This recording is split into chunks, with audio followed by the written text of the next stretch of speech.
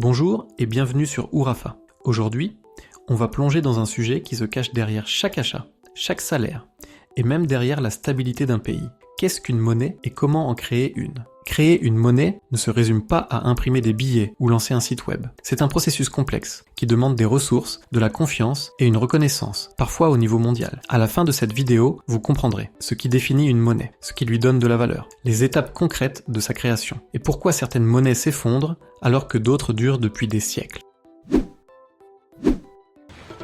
Qu'est-ce qu'une monnaie ? La monnaie joue 3 rôles essentiels. Instrument d'échange. Elle permet d'acheter et de vendre sans avoir à troquer. Unité de compte. Elle sert à mesurer la valeur des biens et services. Réserve de valeur. Elle permet d'épargner pour dépenser plus tard. Historiquement, les premières monnaies étaient des marchandises. L'or, l'argent, le sel, elles avaient une valeur intrinsèque. Puis les États ont introduit la monnaie fiduciaire. Billets et pièces dont la valeur repose uniquement sur la confiance dans l'émetteur. Aujourd'hui, nous avons aussi les monnaies numériques comme le Bitcoin, qui n'existent que sous forme électronique. John Maynard Keynes résumait bien l'importance de cet outil. La monnaie est avant tout une convention sociale. D'où vient la valeur d'une monnaie ? La confiance est le pilier central. Sans elle, même l'or ou le billet le plus beau n'a aucune utilité. Cette confiance repose sur plusieurs éléments. Actifs tangibles, or, argent, pétrole, matières premières. Historiquement, beaucoup de monnaies étaient adossées à un stock d'or, comme avec l'étalon or. Actifs intangibles, stabilité politique, crédibilité d'un pays, capacité à rembourser ses dettes, influence économique. Sa valeur se fixe en permanence face aux autres devises. Exemple, le dollar américain reste dominant car il est soutenu par la plus grande économie du monde et est utilisé dans 88% des transactions mondiales. Le Bitcoin n'est pas adossé à un actif physique,